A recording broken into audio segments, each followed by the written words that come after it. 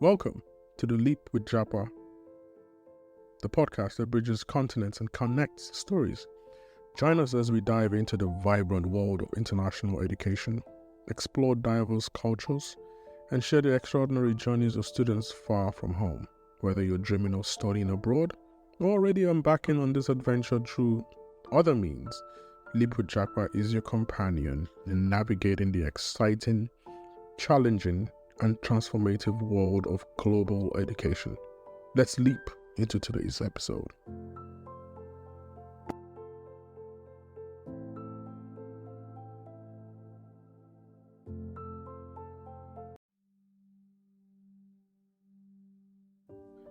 Hello, good afternoon from very rainy California. Well, I'm not going to call you Mr. Kaase. I'm going to call you Dr. Kaase. I'm sorry. You already have that. Thank you for joining me on this. I've known you for, I was 17 when I think at least 21 years. You graduated 2 years ahead of me. And I said I want to ask you this first question. I was not going to ask you this question while we were discussing before starting. And I'm curious, where exactly in Nigeria are you from? I have not been able to place your name ever since, back then in Nigeria, no one really cared about where people were from. Everyone just related. So where are you from? Just related with people. Well, I'm actually from Benue. Oh wow! I'm actually from Benue. Your name never gave you away. Your name. I tried. I'm serious. I said I was gonna do this. I was gonna ask you out of the bat. First question. Yeah. Where are you from? Because I thought, is it River State? Is it? I'm like, this name. No. This name doesn't sound. Well, you can be forgiven. I mean, I've got people come and tell me, "Oh, I must be from Cameroon." People have guessed Ghana. Ghana. Some have guessed that I must be Jaw from Bayelsa. I was not far from. Yeah. I thought. So I've gotten all kinds of. Wild guesses. Oh, okay. You see, I've got all kinds of wild guesses. I don't feel bad all of a sudden. You shouldn't. So let's start by exploring your incredible journey. I know back then you studied electrical engineering. I remember vividly this vision of you and your friend Chinan, and I've connected back to Dr. Chinan as well, because his own name went in place. And he was from Jos and he was from Plateau State. Yeah. But you did electrical engineering, and then I went through your resume and I'm like, wait a minute, how did he switch from this to that and then back to this and then to that? Just give us your incredible journey, for your educational resume. Not even your entire resume, just the educational resume. Just the educational part of it. Well, thanks very much. I mean, Said, it's great. It's great to be talking to you. It's good to rejoin with friends and have conversations like this. In different places. It's really nice. It's really great. I'm excited really to be here. Well, like you rightly said, I mean, I studied electrical and computer engineering, as it was called in FUT Mina at the time. Yep. Of course, you'll appreciate that a lot of changes have happened. I don't think they call it electrical and computer engineering anymore. No, they call it some very boring name now. Some different thing. Anyways, it was more posh back then. It was good to be an electronics engineer. It sounded very. It sounded, but I mean, it is what it is. So I did that. And I thought I was going to be, when I was in university, really, I thought I wanted to be a top shot telecommunications engineer, because that sounded really cool, right? Okay, that was what was because the revolution happened. Everyone. Yes, exactly. Yeah. Of course, if as you will recall, about that time was when we were having the GSM. Thing, yes, and then the telcos were recruiting. The telco. So I thought, telecoms was kind of cool, and of course we had there was some, should I say, role models. Yeah. Some people had finished ahead and ended up in big telecom companies, and they were doing very well, and they kind of looked like the kind of persons you wanted to become. True. That's You true. know, so that's what I thought, and to layer this on, in fact, some of the first graduate degrees I applied to study were actually telecommunications engineering. Yeah, I saw that. Master's You degree. went to Robert Yeah, Gordon. That's your to tell you yeah, I've I've read your resume. yes, yeah, but not even Robert Gordon. Robert Gordon was computing. Yeah. I had actually applied, but didn't end up going for some other Oh, programs okay. that Okay. were Okay. telecoms. Yeah. So, but just to let you know that that's what I thought I was going to pursue. Right. But it didn't happen that way. So Okay. I finished my electrical and computer engineering. I went to serve.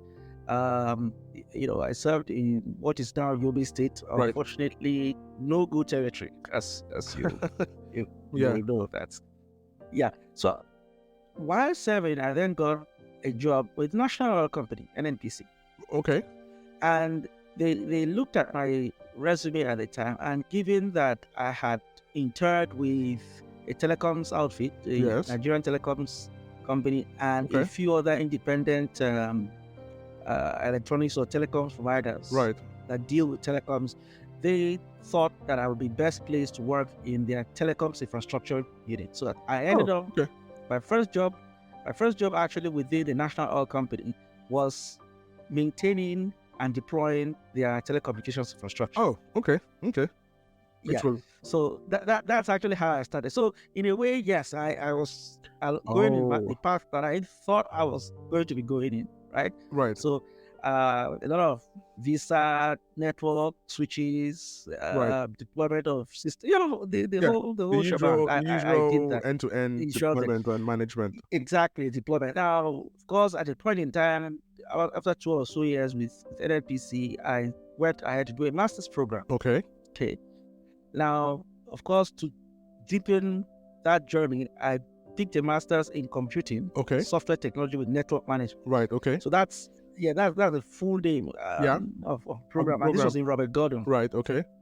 This was in Robert Gordon on a PTDF scholarship. Okay. Right? So you and Chinan got the same. Well. Yes. Chinan got his. Yeah. Years later, when he was doing his PhD. Oh, okay, yeah. So that's how that works. Oh, okay. So you got the PTDF. I got in to do the master's program. Okay. Yeah, in computing software technology, right, and network management. So that's what I got it in. I came back to NNPC and I continued doing that for a bit. Okay.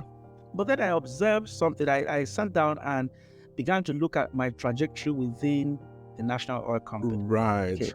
I began to evaluate myself. Who am I and where am I within this colossal structure? Right. And where do I want to go? Right. Okay. And, to put it very simply, I figured that the role I was playing in NNPC at the National Oil Company, as important as it was, I came to the conclusion, in my view, that it was a fringe role. Okay. So, NNPC is not a telecoms company, so I was not in the heart of the operations. Right. I was in a role that was supporting. So this was a role that, if for example the corporation got up and wanted to outsource, they could easily outsource this role. They could outsource it and say, hey, we're going to give it to a contractor. Exactly. They could easily do that because it was not core to their function. So I began to think to myself, okay, now I need to be able to move to something that is core. To the business of NNPC. And my first thought was petroleum engineering. So in my mind, my plot was, okay, see if I can pivot to petroleum engineering. And there are a number of ways I could have done this. Not all of them very easy to do. One of which was to seek a movement to the unit that dealt with petroleum engineering. But to justify that movement, you had to show credentials that you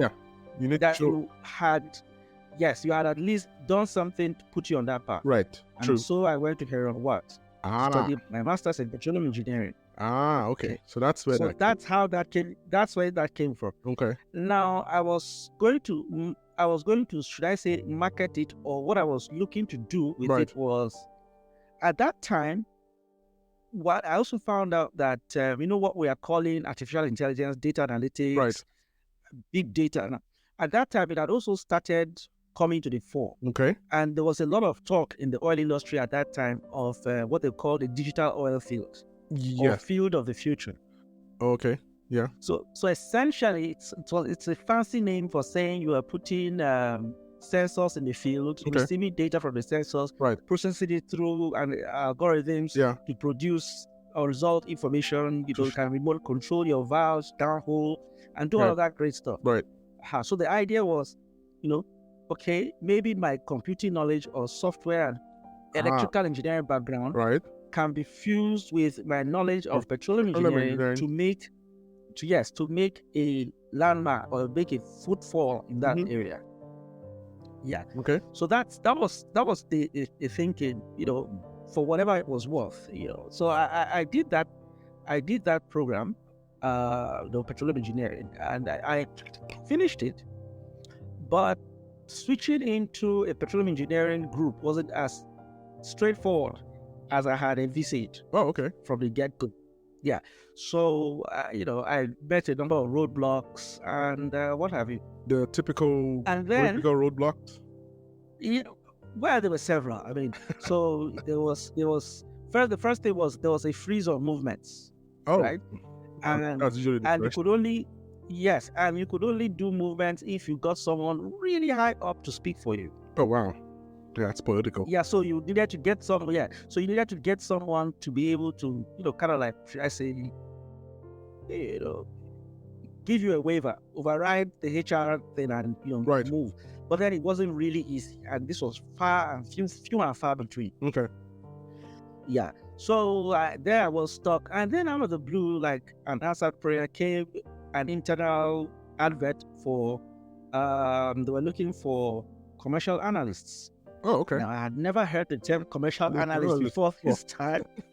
I had never heard the term before, but they were looking for commercial analysts. So apparently, the corporation was in need of people who had analytical skills. Okay. And they would slam on them business and commercial acumen. Right. Okay. So I said, okay, maybe this is what I should do. Right. I had analytical skills. Right. I had a background in engineering. Yeah. Of course I could play with numbers, I could do all of that good stuff. And I said, okay, fine, why not? I mean, let's go for it. Okay. It was a very hotly contested position. Several people applied, but only 3 or 4 were chosen. Oh, wow. Yeah, it was really keenly contested. Yeah. A lot of people probably wanted to a lot of people wanted to switch. Yeah, people wanted to move. Because again, you have to remember the context. There was a freeze on movement, so people were not moving around. So any opportunity to move, you would take it. Will be taken. So hotly contested, applied for it, got it, and then switched into this commercial analyst role. Now, commercial analysis. Yeah. It turned out that my skills acquired in petroleum engineering were very useful because now I understood a lot about actually how oil is developed, the thinking that goes into that whole process. Right.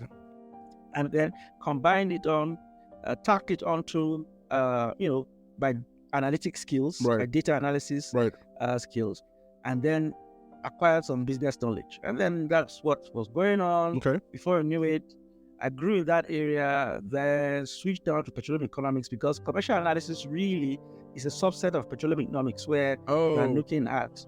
Okay. Yes. So I now said, okay, maybe I should deepen myself in this thing, right? Because this is looking like, of course, by this time, some years had passed, opportunities to pivot radically, within that ecosystem were shrinking. So, it's time to hunker down and, deepen your craft. Yeah. And that's how I went to do the master's in petroleum economics. So that will make it the 3rd master's degree I went to. So the first one was the Robert Gordon one. The second one was the Robert Gordon was the petroleum engineering one. Yeah. And then the third one. The third one was petroleum economics. Which was where? No, all over the place. Where did you do that? The one in this was the University of Port Harcourt. Okay. Again, that's a different story of its own. Okay. I met this professor who had just come from the US. He was advertising the course. The thing looked like the best thing since sliced bread. To be honest, he did a fairly good job of advertising it. Right.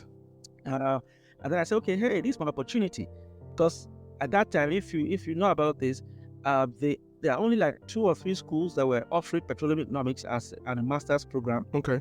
in Nigeria, Right. University of Ibadan and University of Port Harcourt. Okay. Delta State University started offering it at some point, but it was not. Well, of course, I would say this, given that I went to Uniport, but they started offering it, but it was kind of like different. Okay. Right. And then I know that I think University of Lagos offers it, but as a subset of economics. Oh, okay. So this is like a more deeper. Yeah. So but the way Uniport runs it, which I tended to like, was it was a blend from petroleum engineering and economics. So it wasn't left totally to. Yeah. Anyway, that's okay. You probably met probably were in the same class with Obimogbo then, because he just finished from there as well. Aha! So I know Obi. Of course, I know people. But no, we're not in the same class. Oh, okay. No, we're not in the same class. But we caught up. I okay. discovered him there too. Yeah. I discovered him there too. And I said, "My friend, what are you doing here?" That's how I know about the course. When I saw it, I was like, okay, you're one of the set. But okay, so going through all of this. So that's going through all of this story now. But you're not right now, not in Nigeria. You are currently in Canada. And correct. I want to find out what that story has been and how all of this experience that you have, how it has helped you to transition into Canada and the Canadian story. Now, most of the people I've had interview with are American experience. So yours is not through school. Yours is... I'll let you say what you did, so I don't want to put any words. But the good thing is, you're going to be the aim of the podcast is try and get people to understand how this transition works and what people's experience are in settling down, so they have an idea. It's like, oh, okay, so if I'm going to move to Canada, this is what I need to know.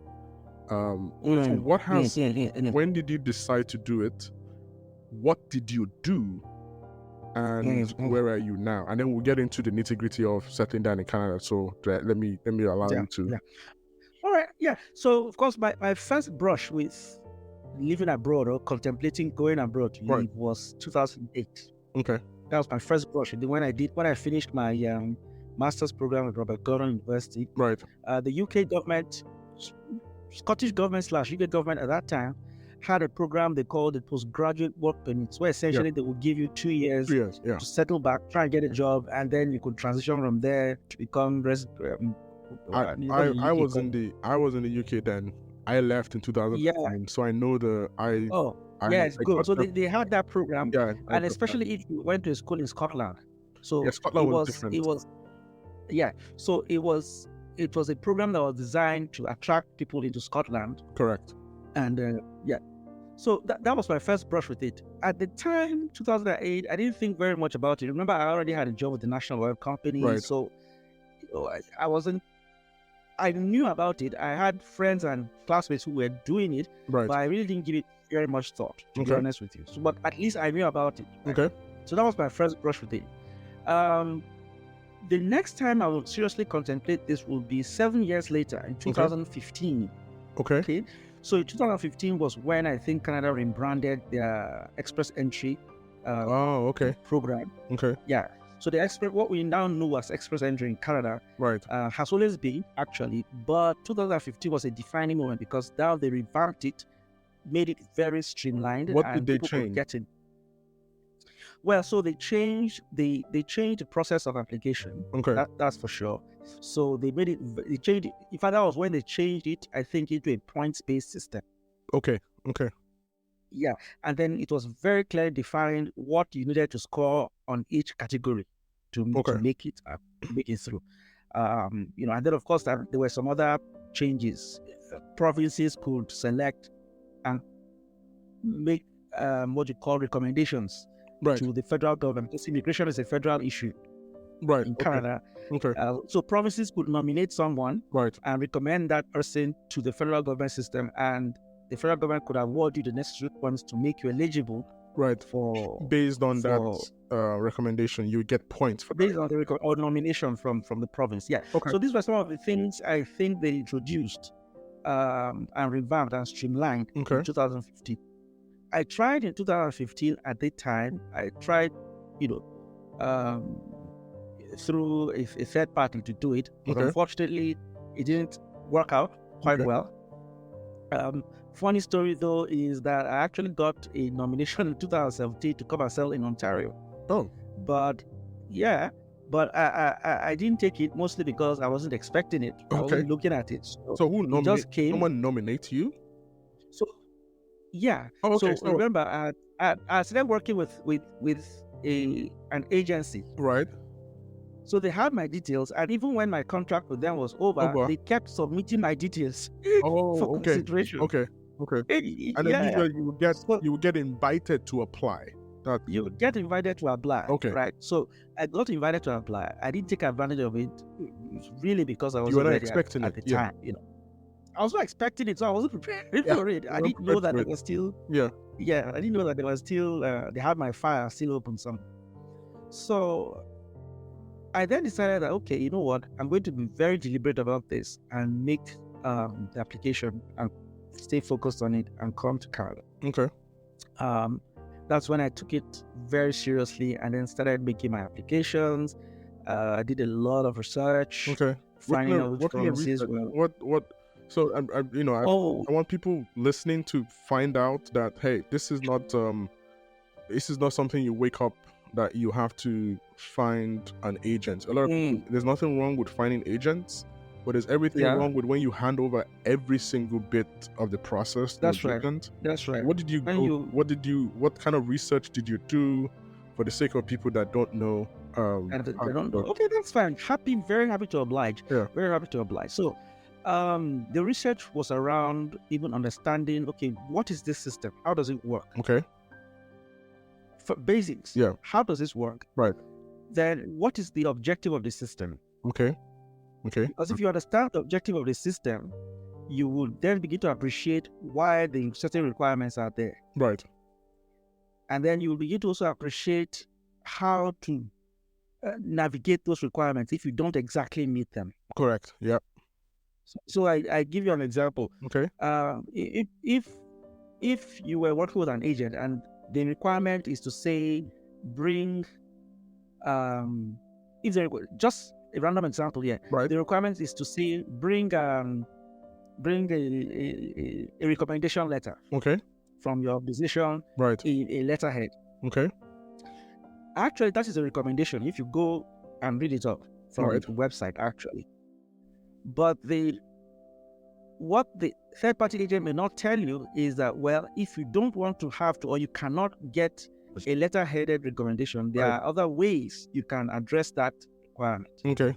So you may not have an agent that goes that extra mile to find out what the alternative ways are. Right.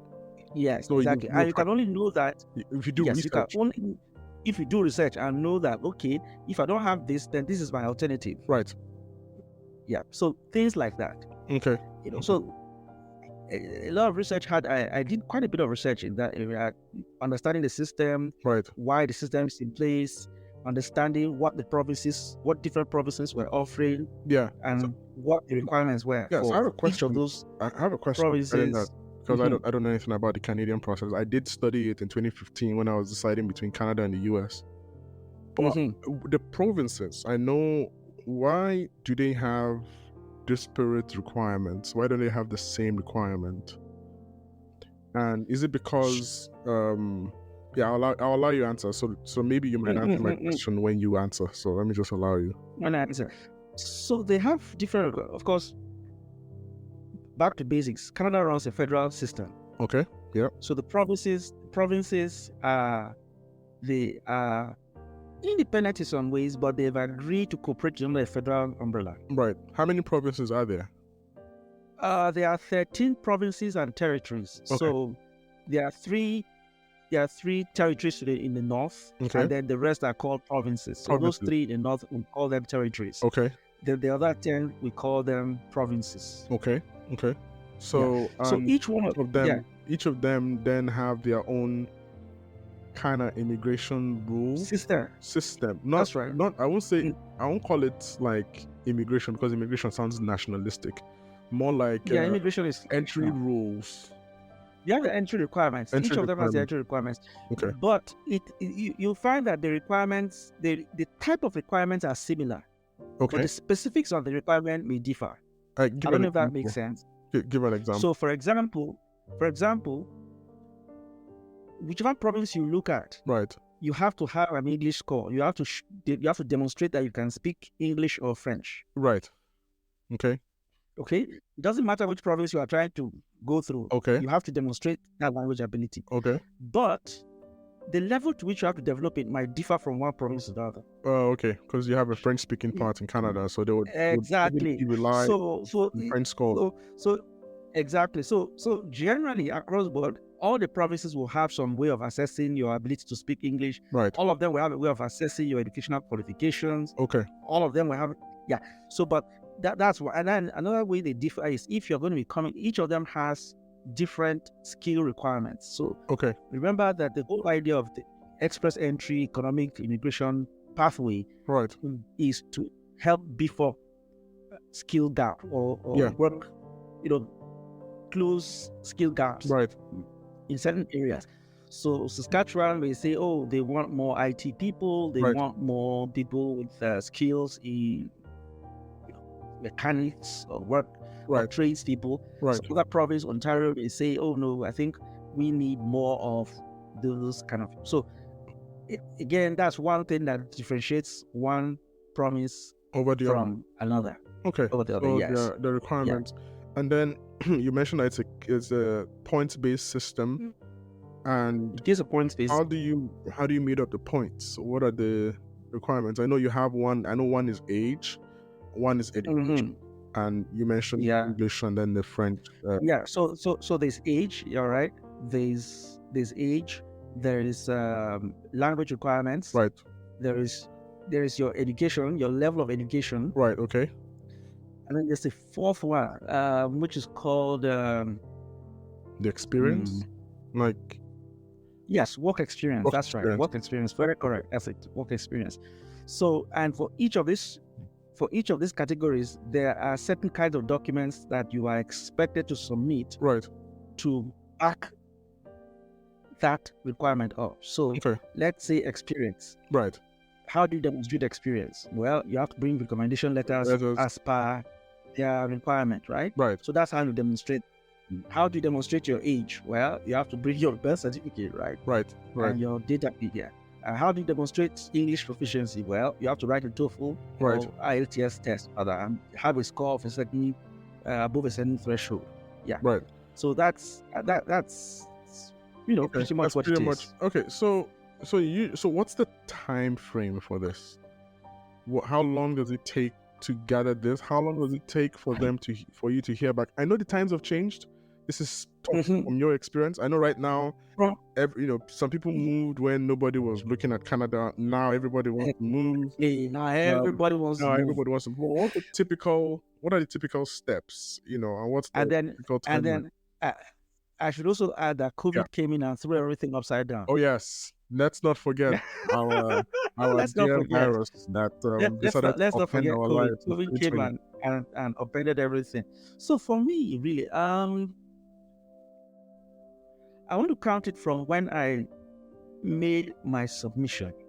Okay, right? When I made my submission, I'm not counting before that because then it depends on your own efforts, right? Depends on how quickly you are processing stuff. How quickly you can process all of that. Yes, so how quickly you can process all of those stuff. But the moment you've put in your application, yes.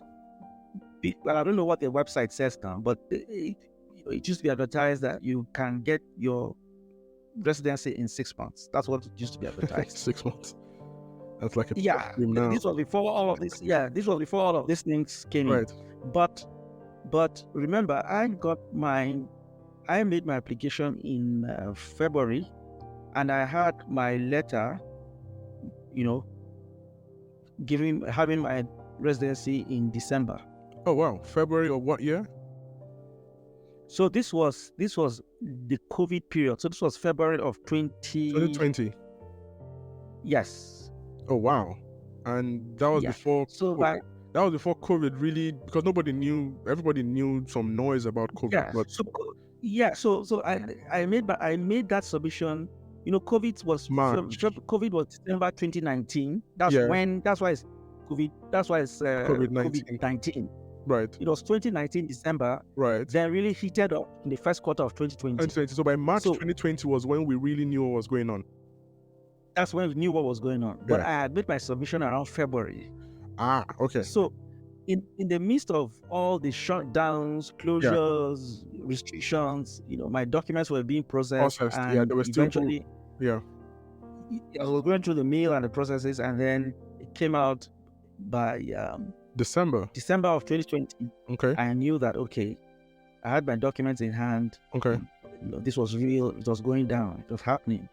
Okay. By December 2020, I knew for sure that it was happening. So what was that? So once you get that, you have like a year to leave, I think.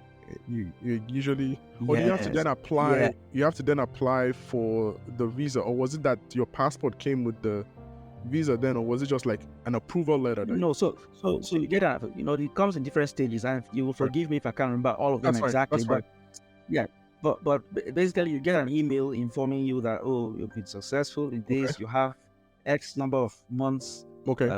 to land in Canada, or else you would have to Restart all over go again. back, restart or something. And at that time, I was very confused by that message, because this was at the time when everyone was locked down. Nobody was flying anywhere. So That's true. What do you mean I want to leave? What am I supposed to do with it? There's a virus out Nobody's there. moving. Yeah, nobody's moving. So you are telling me that if I can't move after 6 months, this will happen. Right.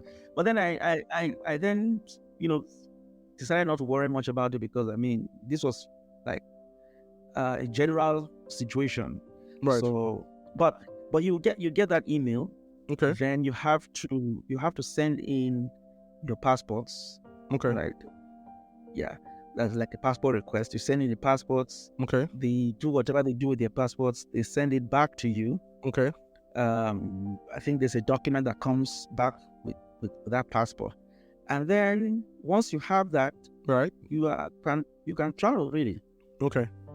So. And travel. And even that travel for me at that time was another interesting story. Oh, okay. So what happened? Altogether. Because, like I said, this was lockdown. Nobody was moving anywhere, really. So I sent my passports in. I got the document, right? Which kind of like reiterated what I had just seen in the email. Yes. But I can't travel. You can't travel. I can't get on an airline. Right. Nobody was flying out. And nobody was flying, right? You can't travel. So, I again did some research, and I found out actually that if you arrive at the Canadian border from the US, right, you're allowed through. Mm-hmm. So the US was one of those countries that was exempt. So if you came in through the US, you could arrive, you could come in. Oh, so they didn't allow flights from any other port of entry but the US? Yes. And even the arrival probably wouldn't be was it by flight, or you could drive, or any port of entry? No, by flight. So you could come in by flight, you could drive across the border, whatever, but as long as you're coming from the US. Right. Okay. What you couldn't do was you couldn't get on a flight from Lagos or Abuja and fly into Canada directly like that. Right. You had to be originating from the US. Exactly. From Europe. You couldn't do that. But because of the special relationship between Canada and the US, right.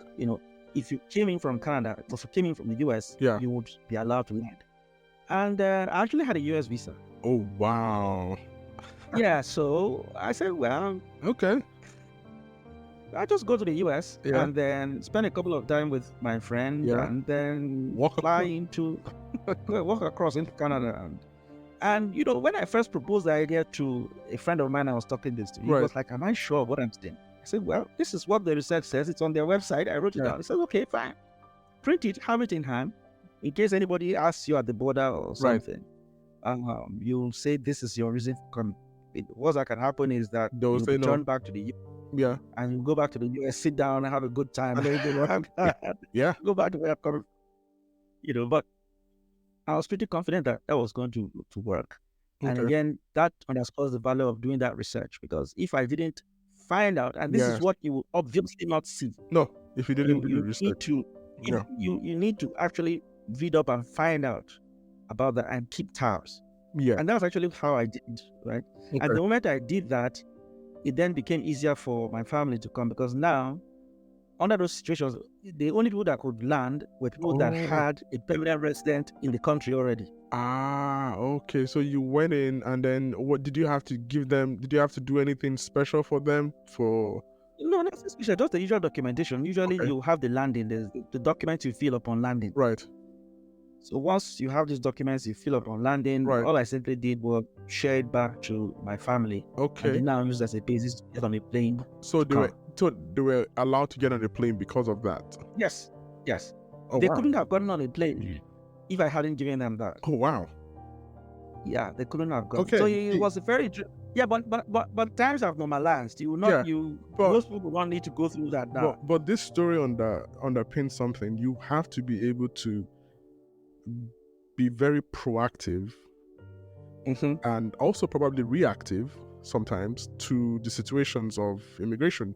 Because if you had just assumed, oh no, they're not allowing everybody to fly, but you found the rules, and that's one thing I like about the West. The rules are the rules. The rules are the rules, and they would follow them. And well, that's actually very, very interesting to know. Which leads to the next one. The next question is around the issue of, okay, now we've landed in Canada. You don't know anybody in Canada. Yeah, nobody. That's right. You probably have some friends that live around. They've told you, they've told you, oh, this is how Canada is. Oh, there's no work, there's no this, we're hustling, or we have to work in, there's nothing wrong with working in a store or in a factory, but so how was that transition for you? Before you answer that, what was the time lag between when you landed and when your family came? What was the time? The time lag, 1 week. Okay, so there was not a lot of time. So there was there was a lot of pressure on you. It was, and your international audience will forgive me. It was a sharp movement. Oh yeah, it was very quick and fast. Very quick. Yeah. In fact, very quick. So how did you settle in? What was that? What were the steps that you had to do? So now you've made that leap. You made that leap. You've landed. Like, all right, fine. Now I'm here. I'm in Canada. Yes, everything is working. Yep. We've got light. We've got internet. I'm not worried about infrastructure. But now you have to figure out the system. So what were those steps that you had to take? Because a lot of people don't know. And I want to dispel this notion that everything is just fantastic. You just land and then there's money being sprayed around. I don't have to do anything. And usually this is what frustrates people. People don't understand that there's a system.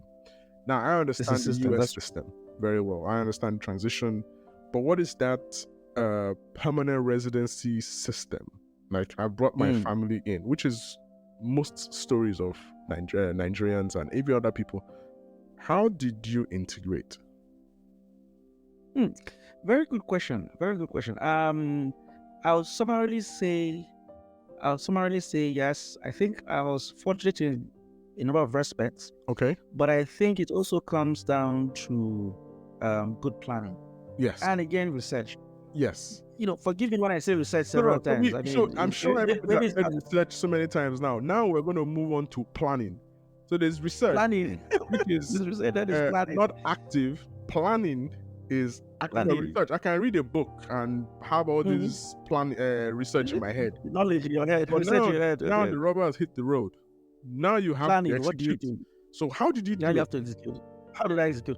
Okay, so my execution actually started at least 6 months before I actually came to Canada. Aha.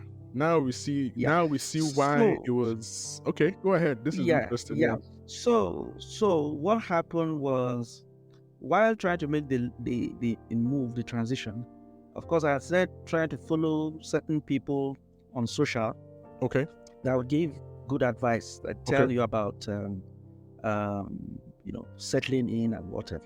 Right. And of course, one of the things that was uppermost in my mind was, okay, what kind of job was I going to get? Yes. Right? Yes. So that was first thing. Number one thing ringing in my mind. First thing, what kind of job am I going to get? And how would I go about getting this job? So I was very focused on following talks, YouTube videos of people that were involved in that kind of thing, like programs like what we're doing right now, Right. or Okay. people that were doing that kind of thing. Okay. I remember I had my first sit down with a what you call a career, what they call Career they call coach. it career coach. Yeah. Somebody, yeah. So I had my first sit down with a career coach. Okay. Funnily, I said, okay, look, here is my background. Help me review. What industry can I fit in given Right. my background? How can I tailor myself to to be attractive to employers and what have you? Right. What are the things I should do? Websites, resources, Right. events, And I went through that with the person, and the person said, okay, this is what you should do. You Okay. have some good experience. These are the industries you should target. I think Okay. you shaped your CV up this way. Then of course, I did skill mapping and Okay. skill gap analysis. Try to say, okay, this is where I am. This is where I want to go. This is what I need to do to fill that gap, right? Right. So there was that. So I did all of that. Another thing I did was the moment I knew, because as the process is going through, Right. the reality is you don't just suddenly know that going to be parent residence. The kind of feedback you'll be getting would be, you should be getting a sense of your likelihood of being successful. So the moment I knew that the likelihood of being successful was increasing, Right. I actually started to apply for jobs. Oh, while you were in Nigeria.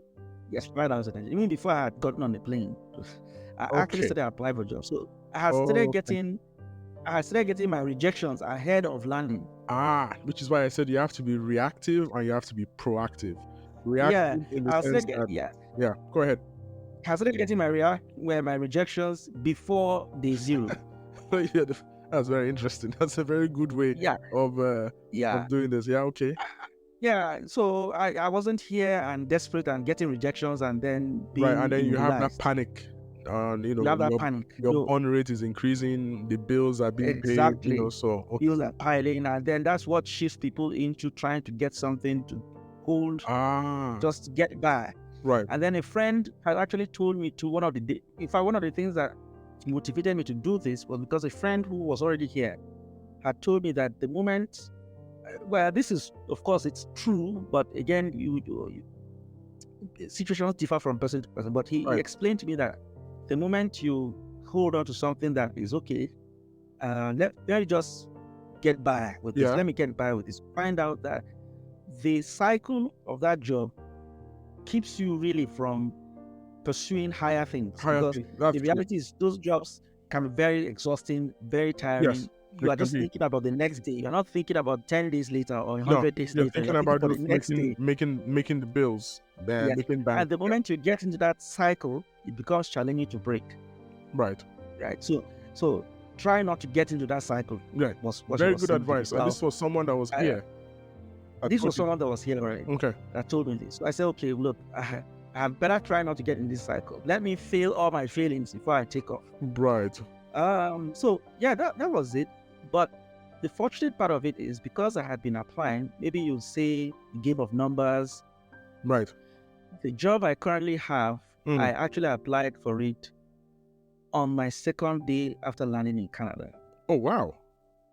So you had while I was you had honed your skills of applying for these jobs. You knew what was working, you knew what was not working, I knew what was not working. You pretty much just kept on optimizing all the way. This. So, in fact, I remember the day I applied for this job, I was in quarantine in the hotel room because then there were quarantines. Now, people may not remember about the quarantines. Yes. So, it was really, at that time, you would have to quarantine in one of the major entry ports. So, if you came in through Calgary, Ontario, or Vancouver, you quarantine in that location for 3 years at your cost. At your cost. It was at your own cost? Yeah. At your own cost, yes. You'll be quarantined in one of those hotels. It was really at the height of it. You'll be quarantined, and then after those 3 days, you can get on a plane to go to wherever you are going. And when you get to wherever you are going, you have to now be quarantined again in that location. And different provinces had their requirement. Again, yes. So coming to Saskatchewan, I was quarantined 3 days in Ontario, and then quarantined another 10 days in Saskatchewan. So I was quarantined in total for half a month before I could see light of day. Wow. You know. Anyway, so Wow. I made the application And then while in you were quarantine. doing your applications then.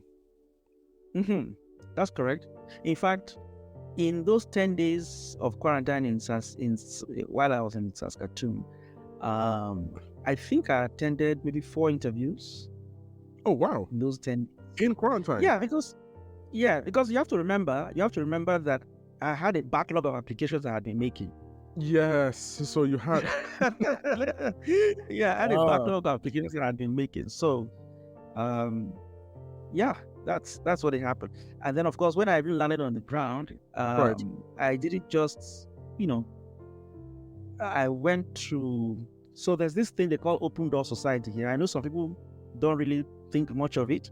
Okay. But they're actually funded organizations, funded by the government, okay, to help newcomers or people that are just landing okay, to integrate.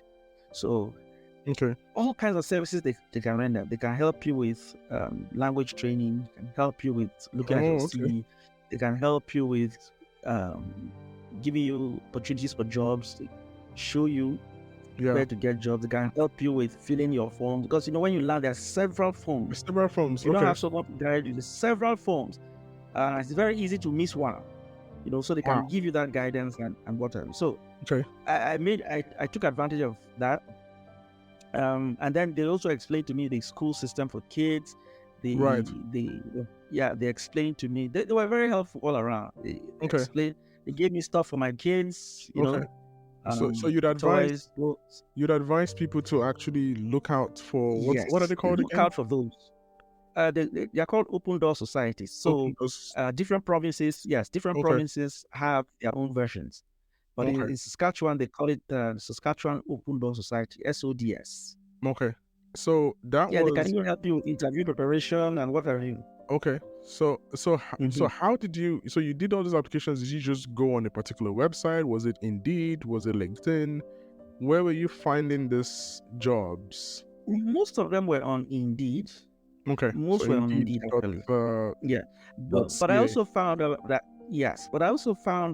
if you put in, say, cyber security job in Saskatoon, just in Google. Google, of course, being a very large search engine, will just pull together all kinds of from wherever and just present it to you right there. Okay. So that was you. What about your family?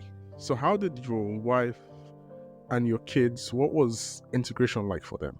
So for them, good. That's a great question. So for let me start with my wife. So my wife, for her, it was, because being a lady, there are several things she juggles, right? She's juggling the home front for the kids, yes, and she's juggling her own her own career and progress and what have you. So for her, one of the first things we did was for her to start a school program. Oh, okay. And we thought it was the right thing to do to help her align her skills with the requirements of what's here. Okay. Now she's not in tech. Right. She's so she needed to do something that would enable her to integrate into the workplace. Okay. So she took on a program, finished that in very good flying colors, actually. Okay. Okay. What field? Actually, what field is she in? So she's the field of addiction. So she took a course in addictions. Oh, so it's public health kind of thing? No, so it's a subset of public health. Okay. The way you say public health will encompass several other things. It's a huge. So this is umbrella. Yes, that's a huge area. So, but addictions is just one area. Oh, okay. And I should say the underbelly of Canada is that there is actually a societal problem with addiction. That's not a new thing. Don't worry. We are the leader. I live in California. Don't worry. Yes, exactly. California's population is your population. So I mean, so there you go. So there you go. I know what you're talking about. Yeah. They will. So it's a big area, very heavily funded, Oh, and okay. very heavily supported. Yes, very heavily supported. So yeah, she's studying in that area, Okay. and she's really had no trouble getting jobs to do or work to do Right. in Okay. that area. Okay. So Okay. that was for her. Kids, of The kids. course. I Yeah. mean, kids being kids. Yeah. I've got them into school. I try to understand their school system. I asked a lot of questions. Right. The kids did fine. They integrated really, really quickly. Right. Okay. You know, they Okay. integrated really quickly. So now that is in how did you find accommodation? So now you're not by yourself, you have a family. Mm. What are those things you watch out for? Because if you were by yourself, if you wouldn't mind, you can share an apartment with someone, you can Yeah, work out for that's yourself. right. That's right. But with That's your right. family now, did you pick an area that is family oriented? Did you pick an area that had better schools? Because it works differently here in the US. You're zoned, if you're in the public school system, you're zoned to a place that is closest to your zip code. So That's right. because it's the property taxes that fund the public school. So Yeah. how did you make that decision? Okay, so first thing is, again, this is why I say I was fortunate to have really good friends and a really good support system. Okay. Once again, before I left Nigeria, Right. I had a friend who was already here and helped me secure accommodation. Oh, okay. So he would use his experience to do that. Yes. So he used his experience to help me secure that accommodation. And because he had secured the accommodation in a place that was, we shared kind of like the same ideas and values with respect to where kids should go to school. Right. I didn't mind Right. that Okay. the school where my kids went to would be something in similar. that same area. So that was very fine. And then also, again, I was fortunate because when I got my job and I moved, my colleagues also helped me be on the lookout. They actually helped me get a place. Okay. Right. I was really fortunate in that regard. Regard, I don't know how I ended up with those kind of colleagues, but generally, if you are coming, assuming you don't know anyone, and my advice would be, and this advice would be a bit hard on the pocket, I realize, is to give yourself some time. If you can get an Airbnb, if you can get a friend that you know, it would be good for you to get a good length of time to stay. For me, I would say the fact that I was forced to quarantine kind of like already helped me with that situation. Okay. And let me explain. Because I was forced to quarantine, I couldn't move anywhere, anyways. Yeah. Okay. So it forced me to be in one place for a significant length of time. Right. While my friends were trying to perfect arrangements for accommodation. Right. Okay. But now it's different because there's nothing constraining you to be in a place. You want to minimize how long you stay in temporary accommodation. And that can be a problem because then you may be in a rush. I've seen people try and rush and then they get an accommodation that is not exactly fit for purpose. Okay. Right? And that doesn't help. That doesn't help the situation. So but I would say others have been lucky. You can actually they've arranged for accommodation remotely. They did a video, what do you call it now? Video tour. Inspection. A video tour, which, has its advantages, but it has its downsides as well. I mean, if there's a funny smell in the apartment, the video tour is not going to tell you that. It's not going to tell you. That's true. It's not going to tell you. If there's a broken pipe behind the wall. Yeah. You're not going to. Video tour is not going to tell you, especially if the guy knows about it and just doesn't take the camera that way. You're not going to see that. Right. A video tour gives you zero idea about the neighborhood. Right. That's true. Yeah, maybe a Google search can help you with some extended. Google search won't help either because you actually have to see it. You actually have to see a brand new place, which is very rare. Unless it's a brand new place, So those are the disadvantages of doing that. But other than that, those are the options. Those are the options that will be open to one in trying to secure accommodation. Okay. And it is getting increasingly challenging, I would say. with Yes, the housing I'm issues. gonna ask that. Mm. How is it now? Because I know that there was a recent reduction in the issuance of international student visas Yes. Yeah. because of the increase in the cost of rent because of the reduced quantity of Mm. houses out for rent, and people are Hmm. taking advantage. Yeah. I've heard stories where they give Yeah. you the garage, they give you a small room. I don't know in what provinces those are, but you hear the stories. Most likely some in very big provinces, not only big cities. Right. So yeah, I'm hearing all sorts of very funny All sorts of stories things. Yeah. Yeah. about Yeah. how bad it can get. Mm. Is it Mm. is so in this kind of current situation now? What would you advise for someone that wants to make the move? You know, oh, I just got my my passport back and I'm moving Mm. in next week. What would you advise Yeah. them to watch out for? So my advice, in addition to all I've said about it, of Yeah. course, like I said, if you are getting your passport, by the time that you are getting the emails back and forth, you know what your likelihood is. So Right. don't wait until you have the passport in hand to begin to do some of these things, like looking for a job, Okay. talking to a career coach, um, reviewing your skill maps, and don't wait. Start that early. Okay. Then for accommodations, it's because of how many people have, come abroad now. Right.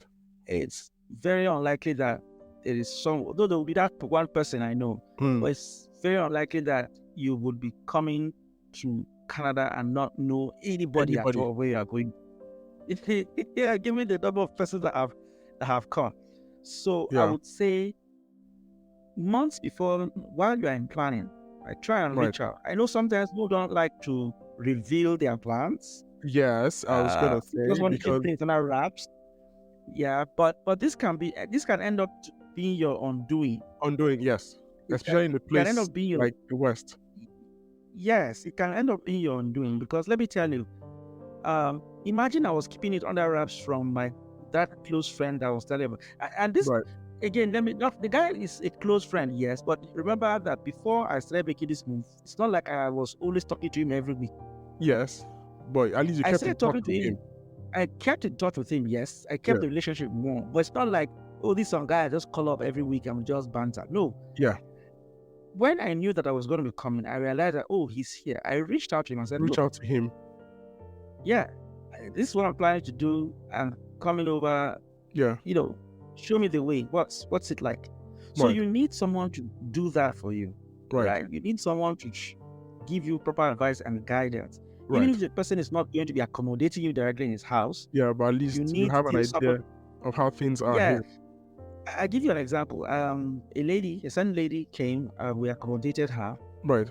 and she thought, oh, she would only need temporary accommodation for 3 days, after Right. which she should be able to rent a place and Right. move on with her life. And I said, hello, no. Nobody knows you here. Why would they rent a house to you?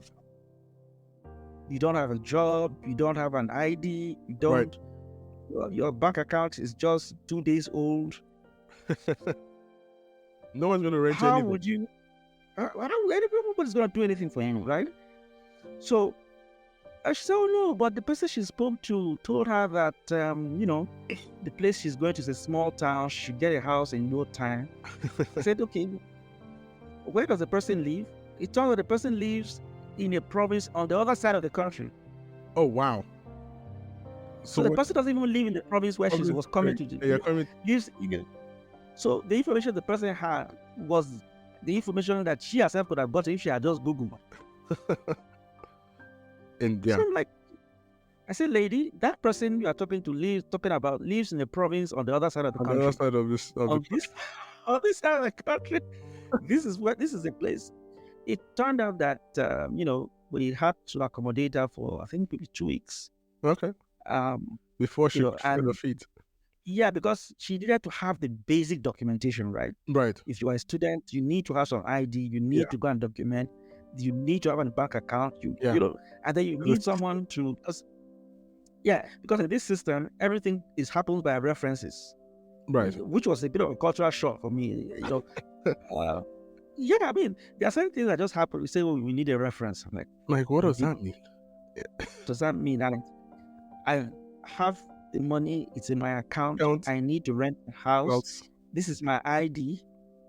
we need Yes, I know we also get references, from back home, but the way it's taken here, it's a It's real like- big deal. It's a big deal. It- Because It's a real big deal. creating a chain of. They're trying to create a chain of connections to make sure that. Connections, yeah. And even though we do it, I mean, I lived in Port Harcourt. I lived in Warri, in Nigeria, Right. and in all the houses I lived in, Yeah, I didn't have to get references to rent those houses. no, it's a new Right. system. You have to get a I reference. didn't have to get references to do it.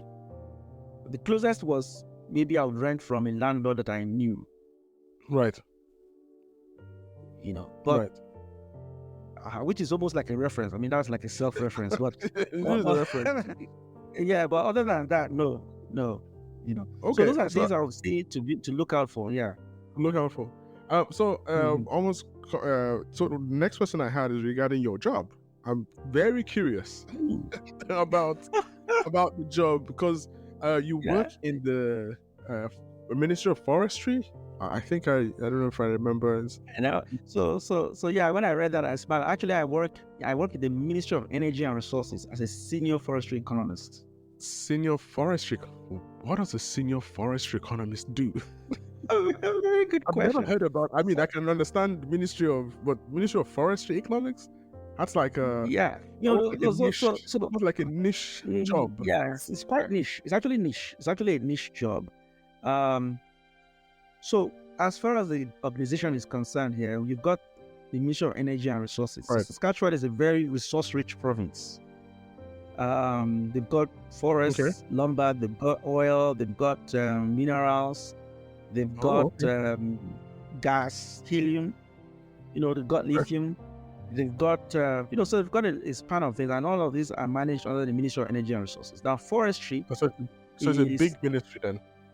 yes, so forestry is under the Ministry of Energy and Resources. Oh, because they have a lot That's of. Oh, that's true. We get our Mhm. lumbers from Canada for building here in America. In fact, 27% of 27% of U.S. Canada. Oh, sorry, 27% of U.S. lumber consumption is imported from Yes. Canada. Yes, Yeah. I know. I remember And- this when we were trying to buy a house and there was an increase in the price of lumber Mm-hmm. because there was people were building more, or was it not people Yeah. were building? I can't remember the economics that was going on, but yes, yeah. true. There was a bit a lot of demand and pressure on it, so the Lot of prices demand. went up. Yes. Yes. Mhm.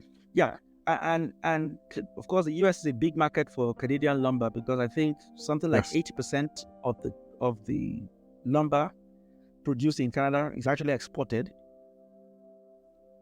Yeah. So Yes. even though that much is exported, you still find that it's still less than a third of what the U.S. consumes. So the U.S. is a huge market, right?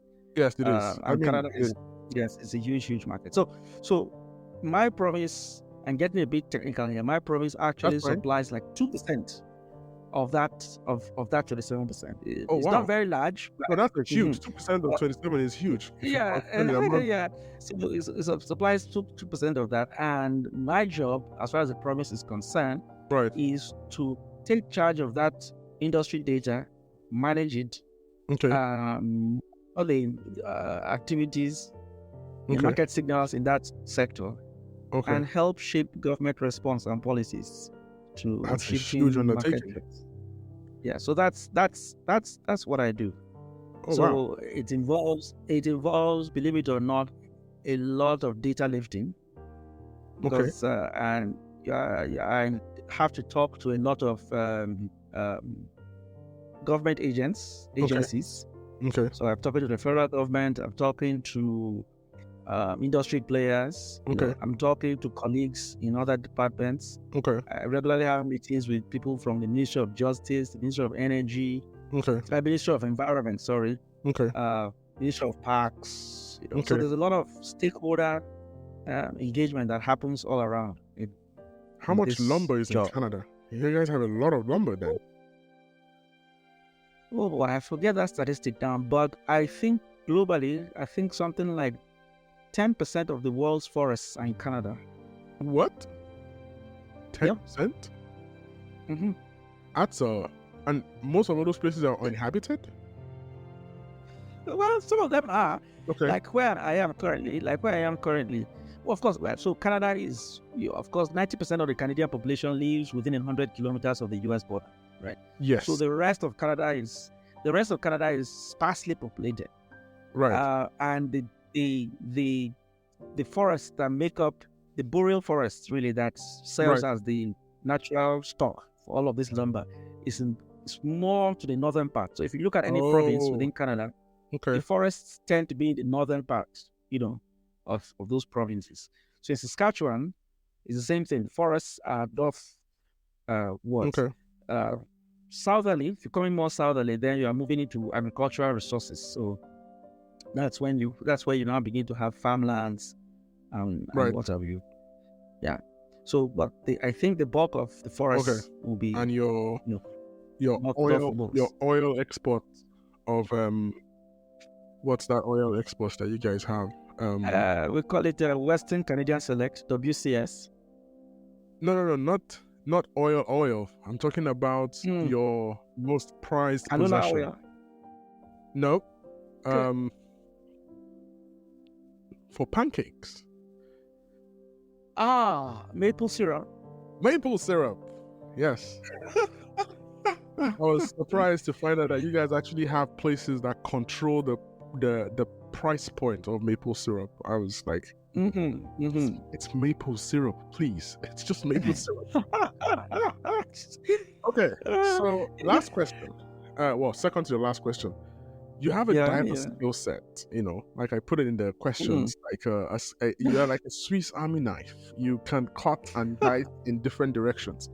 What are you aiming for the future? Because you've mentioned how your aspiration took you from electrical engineering, how you wanted to fit into, petrochemical, and then you went chemical. Now you are in this place. It's looking like you might end up being a policymaker. You might just say, you know what? I've enjoyed writing all these tools and software and analysis. I think I want to be the guy that just gives the governor insights into what to do, and I'll leave it. So what are your specific aspirations? I mean, if you are okay sharing. Yeah, no, it's fine.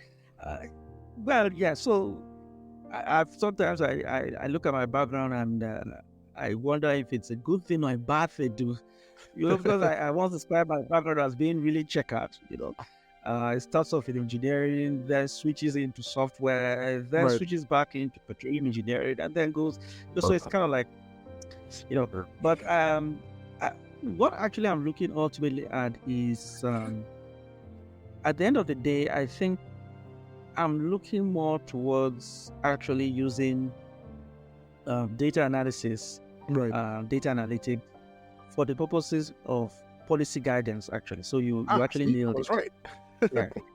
That's so, because if you look at what I've done all along is to always try to look to the data to shape what kind of decision making. Right. Yeah. My last role within the national company, before transiting here, was really very data intensive as well. Okay. So use data to shape business strategy or corporate strategy decisions. Right. Okay. So should we invest? Should we not invest? Okay. If we invest, how much should we pay? Or how much equity should we give up? Those kind of questions. That occupy the mind of an executive. Did you do an MBA? No, I have not done an MBA, and right now I'm almost very embarrassed to consider doing an MBA. Yeah, because what you just said now is an MBA question.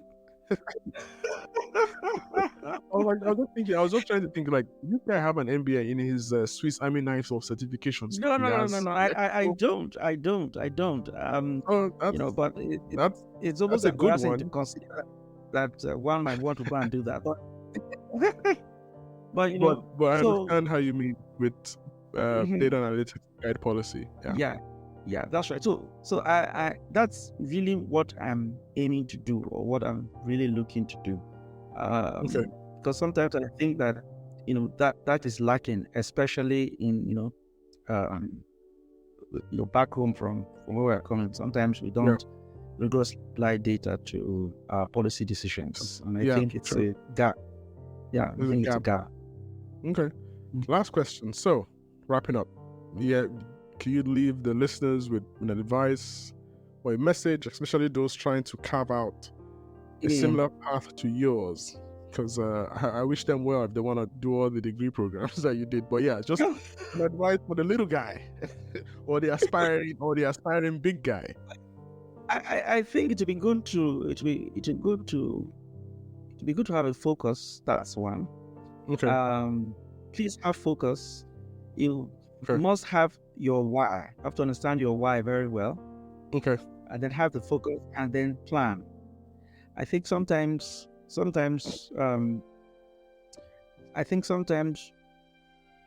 we get carried away with the prospect of the end, and we don't realize how much work it takes to get to that end. That's true. When the work then comes, people are taken aback, or they are shocked, or they are surprised, and they're like, I didn't expect that this is what it would be like. Right?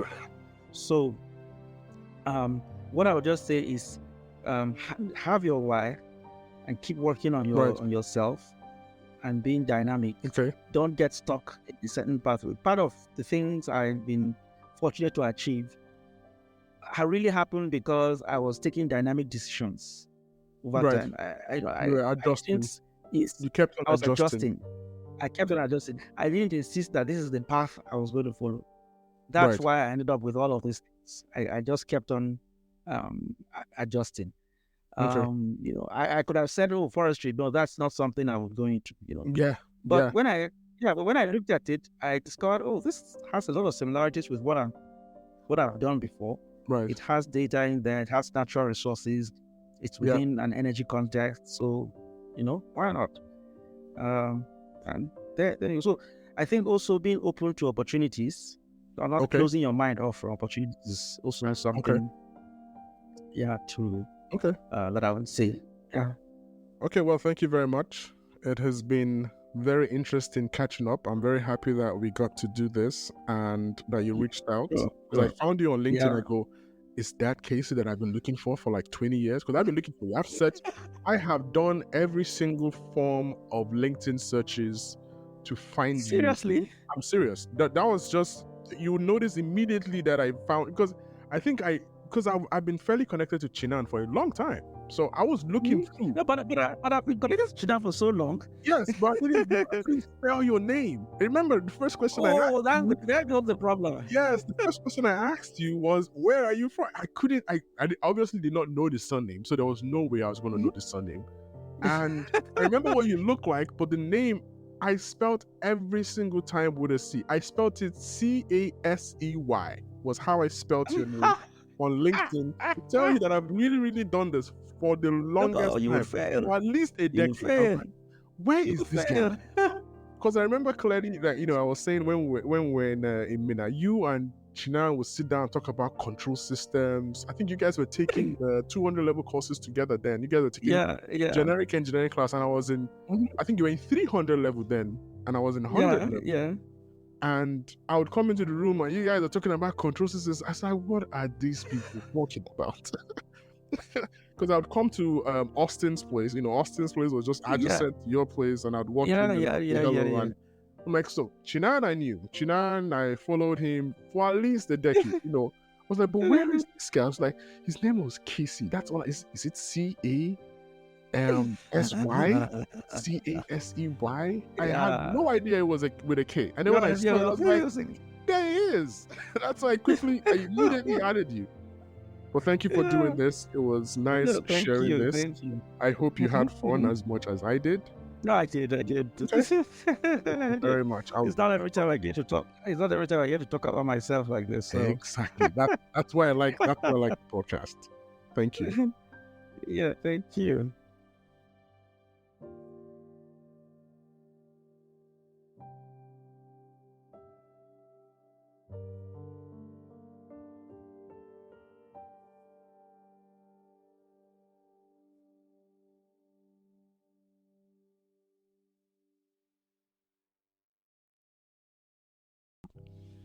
Thank you for tuning into this episode of Leap with Jackma.